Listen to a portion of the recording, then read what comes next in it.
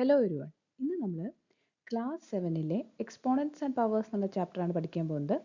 അപ്പോൾ നമുക്ക് ക്ലാസ്സിലേക്ക് പോകാം. എക്സ്പോണൻറ്റ്സ് ആൻഡ് പവേഴ്സ്. അപ്പോൾ ആദ്യം തന്നെ എന്താണ് എക്സ്പോണൻറ്റ്, എന്താണ് ബേസ്, ഇതൊക്കെ നമ്മൾ അറിഞ്ഞിരിക്കണമല്ലോ. അപ്പോൾ ഞാനിവിടെ ഒരു എക്സാമ്പിൾ എടുത്തിട്ടുണ്ട്. 2 ഇൻറ്റു 2 ഇൻറ്റു 2 ഇൻറ്റു 2 ഇൻറ്റു 2, അതായത് 2 5 ടൈംസ് അതിനോട് തന്നെ മൾട്ടിപ്ലൈ ചെയ്തിരിക്കുകയാണ്. അപ്പോൾ ഇതിങ്ങനെ നിരത്തി പിടിച്ച് എഴുതാതെ നമുക്ക് വേറൊരു എളുപ്പ രീതിയിൽ എഴുതാൻ പറ്റും. അതായത് 2 ആണ് നമ്മൾ മൾട്ടിപ്ലൈ ചെയ്യുന്നത് അല്ലേ. അപ്പോൾ 2 എഴുതി, ഇനി എത്ര ടൈം മൾട്ടിപ്ലൈ ചെയ്യുന്നുണ്ട്? 5 ടൈംസ്. ആ 5 ഈ 2-ൻ്റെ മേളിലായിട്ട് റൈറ്റ് സൈഡിൽ എഴുതി വയ്ക്കും. അപ്പോൾ ഈ എന്താ ആൻസർ കിട്ടുക? 2 റേസ് ടു ദ പവർ 5. ഈ 2 റേസ് ടു ദ പവർ 5 എന്ന് എഴുതിയതാണ് എക്സ്പോണൻഷ്യൽ ഫോം. ഇനി ഇവിടെ 2 ആണ് ബേസ്. ആ റേസ് ടു ദ പവർ 5, ആ മേളിൽ വരുന്ന 5 ഇല്ലേ, അതാണ് എക്സ്പോണൻറ്റ്. അല്ലെങ്കിൽ അതിന് വേറൊരു പേരുണ്ട് പവർ, അല്ലെങ്കിൽ വേറൊരു പേരും കൂടിയുണ്ട് ഇൻഡെക്സ്. Loss of എക്സ്പോണൻറ്റ്സ്. നമ്മളിപ്പോൾ എക്സ്പോണൻസും ബേസും ഒക്കെ പഠിച്ചു അല്ലേ. ഇനി ഇവർക്ക് ഒരു 6 ലോസ് നമ്മൾ ഈ കൊല്ലം പഠിക്കുന്നുണ്ട്.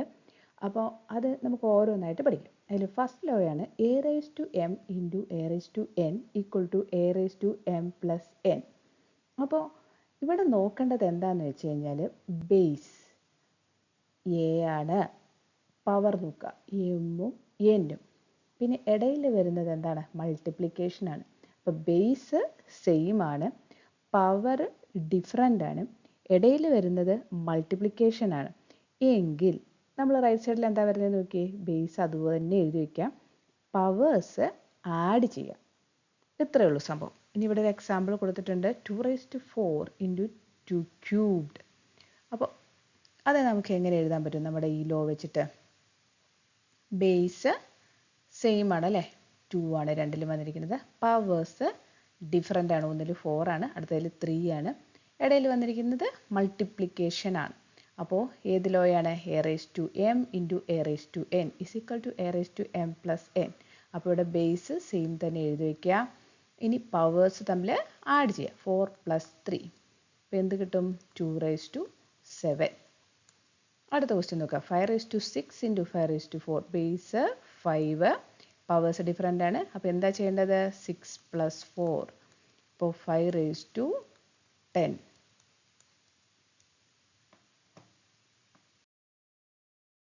അടുത്ത law a raise to m divided by a raise to n. അപ്പോൾ മുമ്പത്തെ ലോ, തൊട്ട് മുമ്പ് നമ്മൾ പഠിച്ച ലോയ്ക്കകത്ത് എന്തായിരുന്നു? A raise to m into a raise to n. അവിടെ മൾട്ടിപ്ലിക്കേഷൻ ആയിരുന്നു. ഇവിടെ എന്താ വന്നിരിക്കുന്നത്? ഡിവിഷൻ. വേറെ ഡിഫറൻസ് ഒന്നുമില്ല, ബേസ് സെയിം ആണ്, പവേഴ്സ് ഡിഫറൻ്റ് ആണ്. അപ്പോൾ ഇവിടെ ഡിവിഷൻ ആണ്. അപ്പോൾ നമ്മൾ എന്താ ചെയ്യുക? ബേസ് അതുപോലെ തന്നെ എഴുതുക, പവേഴ്സ് സബ്ട്രാക്ട് ചെയ്യുക, a raise to m minus n. ഇനി ഇവിടെ നമുക്കൊരു എക്സാമ്പിൾ ഉണ്ട്, 3⁵ ഡിവൈഡഡ് ബൈ 3⁵2. അപ്പോൾ അതിന് നമുക്ക് എങ്ങനെ ചെയ്യാം? നമ്മുടെ ഈ ലോ വെച്ചിട്ട് ബേസ് അതുപോലെ തന്നെ എഴുതുക, പവേഴ്സ് സബ്ട്രാക്ട് ചെയ്യുക, 5 - 2. അപ്പോൾ എന്ത് കിട്ടും? 3 ക്യൂബ്ഡ്. അടുത്ത law a raise to m the whole raise to n. അപ്പോൾ ഇവിടെ എന്താണ്? പവർ ഓൾറെഡി ഉണ്ട്, എ റേസ് ടു എം ഉണ്ട്. ഇനി അതിന് വീണ്ടും ഒരു പവർ കൊടുത്തിരിക്കുകയാണ്, എൻ. അപ്പോൾ ഇവിടെ എന്താ ചെയ്യേണ്ടത്? എ റേസ് ടു ഈ പവേഴ്സ് തമ്മിൽ മൾട്ടിപ്ലൈ ചെയ്യാം, എം ഇൻറ്റു എൻ. ഇനി അതിനെ നമുക്ക് ഒരുമിച്ച് എഴുതാം, a raise to m n. അപ്പോൾ പവർ 2 പവർ വന്നു കഴിഞ്ഞാൽ എന്താ ചെയ്യേണ്ടത്? പവേഴ്സ് തമ്മിൽ മൾട്ടിപ്ലൈ ചെയ്യുക, ബേസ് അതുപോലെ തന്നെ എഴുതി വയ്ക്കാം. ഓക്കെ, അപ്പോൾ നമുക്കിവിടെ ഒരു എക്സാമ്പിൾ ഉണ്ട്, നോക്കാം. 2⁻3 ദ ഹോൾ റേസ് ടു 4. അപ്പോൾ എന്ത് ചെയ്യണം? 2 അതുപോലെ തന്നെ എഴുതുക, പവേഴ്സ് തമ്മിൽ മൾട്ടിപ്ലൈ ചെയ്യുക, 3 × 4. അപ്പോൾ ആൻസർ എന്ത് കിട്ടും? 2⁻12.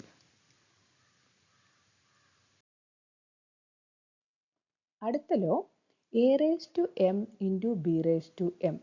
അപ്പോൾ ഇവിടെ നോക്കിക്കേ, ബേസ് ചേഞ്ച് ആയിട്ടുണ്ട് അല്ലേ. ഫസ്റ്റ് വണ്ണിന് എ ആണ്, സെക്കൻഡ് വണ്ണിന് ബി ആണ്. പവർ നോക്ക്, എം എം. അപ്പോൾ പവർ ഇവിടെ സെയിം ആണ്, മൾട്ടിപ്ലിക്കേഷൻ ആണ് ഇടയിൽ വന്നിരിക്കുന്നത്. അപ്പോൾ ബേസ് ഡിഫറൻ്റ് ആണ്, പവേഴ്സ് സെയിം ആണ്, മൾട്ടിപ്ലിക്കേഷൻ ആണ്. എങ്കിൽ നമ്മൾ എന്ത് ചെയ്യണം? ബേസ് തമ്മിൽ മൾട്ടിപ്ലൈ ചെയ്യുക. അപ്പോൾ a into b whole raise to m. അപ്പോൾ നമുക്കിവിടെ എക്സാമ്പിൾ ഉണ്ട്, 3⁻4 ഇൻറ്റു 5⁻4. അപ്പോൾ ഇവിടെ ബേസ് ഡിഫറൻ്റ് ആണ്, 3ഉം 5ഉം ആണ് വന്നിരിക്കുന്നത്. പവേഴ്സ് എന്താണ്? സെയിം ആണ്, 4 ആണ് രണ്ടിലും വന്നിരിക്കുന്നത്. അപ്പോൾ എന്താണ് ഇവിടെ ചെയ്യേണ്ടത്? A raise to m into b raise to m is equal to a b the whole raise to m. അപ്പോൾ ബേസ് തമ്മിൽ മൾട്ടിപ്ലൈ ചെയ്യുക, 3 × 5 ഹോൾ റേസ് ടു 4. ഇനി 3 into 5 എന്താണ് 15 raised to 4. അതാണ് നമ്മുടെ ആൻസർ.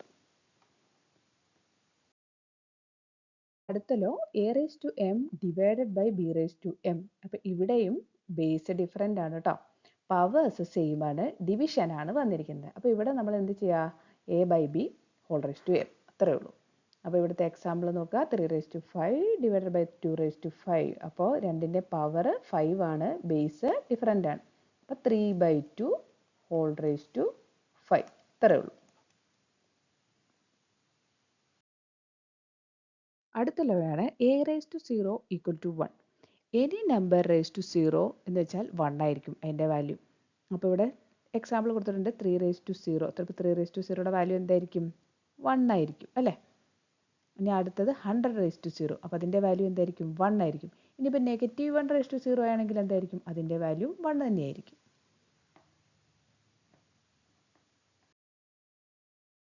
അപ്പോൾ നമ്മളിപ്പോൾ 6 ലോസ് പഠിച്ചു. ഞാൻ ഈ ലോസ് എല്ലാം കൂടെ ഒരുമിച്ച് എഴുതിയിരിക്കുന്നതാണ് ഇതിൽ. അപ്പോൾ ഇതേപോലെ നിങ്ങളും ഈ ലോ എല്ലാം കൂടി ഒരു പേജിൽ എഴുതി വെക്കുക, എന്നിട്ട് ഇത് ബൈ ഹാർട്ട് ചെയ്യുക. അപ്പോൾ നമുക്ക് ഓരോ പ്രോബ്ലം ചെയ്യുമ്പോഴും പെട്ടെന്ന് അതൊക്കെ യൂസ് ചെയ്യാൻ പറ്റും. ഒരു എക്സസൈസ് ആണ്. Using laws of exponents simplify and write the answers in exponential form. അല്ലേ, first question 3 raised to 5 into 3 raised to 4. അപ്പോൾ തന്നെ നോക്കുക, ഇവിടെ എന്താണ്, ബേസ് സെയിം ആണ്, പിന്നെ പവേഴ്സ് ഡിഫറൻ്റ് ആണ്, ഇടയിൽ വരുന്ന ഓപ്പറേഷൻ മൾട്ടിപ്ലിക്കേഷൻ. അപ്പോൾ ഏത് ലോ ആണ് നമുക്കിവിടെ യൂസ് ചെയ്യാൻ പറ്റുക, a raised to m into a raised to n equal to a raised to m plus n. അപ്പോൾ എന്ത് വരും, 3 raised to 5 plus 4 പവേഴ്സ് തമ്മിൽ ആഡ് ചെയ്തു. അപ്പോൾ 3 raised to 9. ഇതാണ് ഇതിൻ്റെ ആൻസർ. അടുത്ത question 8 raised to t divided by 8 raised to 4. അപ്പോൾ ഇവിടെ ബേസ് സെയിം ആണ്, പവേഴ്സ് ഡിഫറൻ്റ് ആണ്, ഇടയിൽ വരുന്നത് ഡിവിഷൻ ആണ്. അപ്പോൾ നമ്മൾ ഏത് ലോ യൂസ് ചെയ്യും, a raised to m divided by a raised to n is equal to a raised to m minus n. Powers തമ്മിൽ സബ്ട്രാക്ട് ചെയ്യാം. അപ്പോൾ ഇവിടെ ആൻസർ എന്ത് വരും, 8 raised to t minus 4. ഇനി ടി എന്ന് പറയുന്നത് ഒരു വേരിയബിൾ ആണ്, 4 എന്ന് പറയുന്നത് ഒരു കോൺസ്റ്റൻ്റ് ആണ്, നമുക്ക് അതിനെ ഒന്നും ചെയ്യാൻ പറ്റില്ല. അപ്പോൾ അതുപോലെ തന്നെ എഴുതി വെച്ചാൽ മതി. പിന്നെ അതേപോലെ തന്നെ നിങ്ങൾ ഓരോ പ്രോബ്ലം ചെയ്യുമ്പോഴും അതിൽ ഏത് ലോ ആണ് യൂസ് ചെയ്യുന്നതെന്നുള്ളത് എഴുതണം. അടുത്ത question 5 raised to 3 the whole raised to 4. അപ്പോൾ ഇവിടെ ഏത് ലോ വരും, a raised to m, ഇനി അതിന് വീണ്ടും പവർ കൊടുക്കുക, raised to n equal to a raised to പവേഴ്സിൻ്റെ പ്രോഡക്റ്റ് m n. അപ്പോൾ ഇവിടെ എന്ത് വരും, 5 raised to 3 into 4. അപ്പോൾ 5 raised to 3 into 4 എന്താണ്, 12. അപ്പോൾ 5 raised to 12. അടുത്ത question using laws of exponent simplify and write the answers in exponential form. 2 raised to 20 divided by 2 raised to 15 into 2 cubed. അപ്പോൾ ഈ പവർ ഇല്ലേ, പവർ 2 3 ഒക്കെ വരുന്നതിന് special name ഉണ്ട്. പവർ 2 വന്നാൽ അതിന് സ്ക്വയർഡ് എന്നും 3 വന്നാൽ അതിന് ക്യൂബ്ഡ് എന്നും ആയിരിക്കും പറയാം. അപ്പോൾ 2 raised to 20 divided by 2 raised to 15 is into 2 cubed. അപ്പോൾ ഇവിടെ നമുക്ക് ആദ്യം തന്നെ ഈ ബ്രാക്കറ്റിനുള്ളിലുള്ളത് സോൾവ് ചെയ്യാം. അപ്പോൾ 2 raised to 20 divided by 2 raised to 15 same base ആണ് അല്ലേ, രണ്ടും 2 ആണ്, പിന്നെ പവർ ഡിഫറൻ്റ് ആണ്, ഇടയിൽ വന്നിരിക്കുന്നത് ഡിവിഷൻ ആണ്. അപ്പം നമുക്ക് ഏത് ലോ യൂസ് ചെയ്യാൻ പറ്റും, a raised to m divided by a raised to n equal to a raised to m minus n. അപ്പോൾ 2 raised to 20 minus 15 ഇനി ബ്രാക്കറ്റ് ക്ലോസ് ചെയ്യാം, ഇൻറ്റു 2 ക്യൂബ്ഡ് അതേപോലെ തന്നെ എഴുതാം, equal to 2 raised to 20 minus 15 അറിയാലോ 5 into 2 cubed.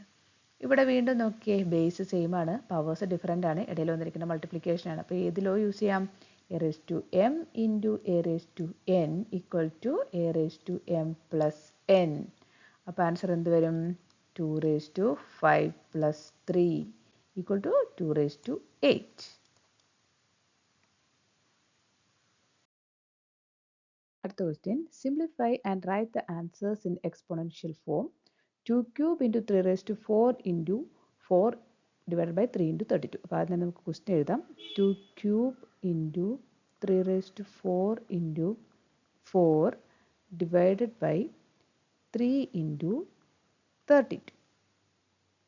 അപ്പോൾ ഇവിടെ ആദ്യം തന്നെ ചെക്ക് ചെയ്യേണ്ടത് ഇവിടെ പ്രൈം അല്ലാത്ത ഏതെങ്കിലുമൊക്കെ നമ്പേഴ്സ് ഉണ്ടോ എന്നാണ്. അപ്പോൾ ഇവിടെ 4ഉം പ്രൈം നമ്പർ അല്ല, 32ഉം പ്രൈം നമ്പർ അല്ല. അപ്പോൾ ഇവരെ എന്ത് ചെയ്യണം? പ്രൈം ആക്കി കൺവേർട്ട് ചെയ്യണം. അപ്പോൾ 4 നമുക്ക് എങ്ങനെ എഴുതാം? 2 × 2 ആണ് 4 അല്ലേ? അപ്പോൾ 2 സ്ക്വയർ എന്ന് എഴുതിയാൽ മതി. ഇനി 32നെയോ? 32നെ പ്രൈം ഫാക്ടറൈസ് ചെയ്യാം. അപ്പോൾ 32 ഒരു ഈവൻ നമ്പർ ആയതുകൊണ്ട് നമുക്ക് 2 വെച്ചിട്ട് പ്രൈം ഫാക്ടറൈസ് ചെയ്യാം. അപ്പോൾ 32/2 ചെയ്യുമ്പോൾ 16. വീണ്ടും 2, അപ്പോൾ 8 കിട്ടും. പിന്നെ 2 വെച്ച് ചെയ്യുമ്പോൾ 4 കിട്ടും. പിന്നെ 2 വെച്ച് ചെയ്യുമ്പോൾ 2 കിട്ടും. അപ്പോൾ 32നെ നമുക്ക് എങ്ങനെ എഴുതാം? 2⁵5. 2 5 ടൈംസ് മൾട്ടിപ്ലൈ ചെയ്തിട്ടുണ്ടല്ലോ. അപ്പോൾ 2⁵5 എന്ന് എഴുതാം. ഇനി നമ്മുടെ ക്വസ്റ്റ്യനിൽ 2³ × 3⁴ × 4ന് പകരം എന്തെഴുതാം? 2 സ്ക്വയർ ബൈ 3 × 32ന് പകരം എന്തെഴുതാം? 2⁵5. ഇനി നമ്മൾ നോക്കേണ്ടത് ഇവിടെ എന്തൊക്കെ ലോസ് നമുക്ക് യൂസ് ചെയ്യാൻ പറ്റും എന്നാണ്. അപ്പോൾ ഇവിടെ നമ്മുടെ ന്യൂമറേറ്ററിൽ നോക്കുക. ഇവിടെ 2³ ഉണ്ട്, 2 സ്ക്വയർ ഉണ്ട്.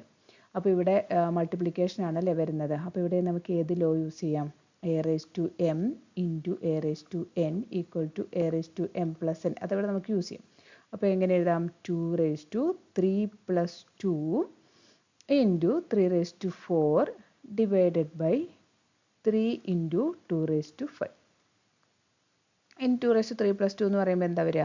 2⁵5 × 3⁴ ഡിവൈഡഡ് ബൈ 3 × 2⁵5.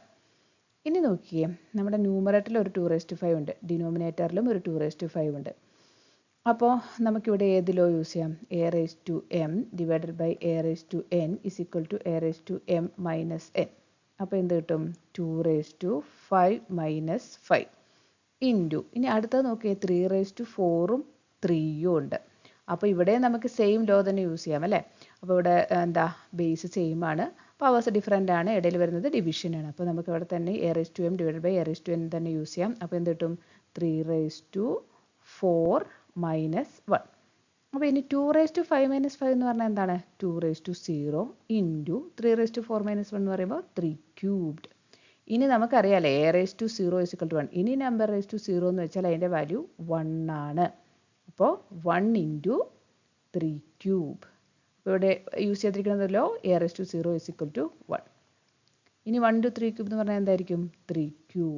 അപ്പോൾ ഇതിൻ്റെ ആൻസർ എന്ന് പറയുന്നത് 3³.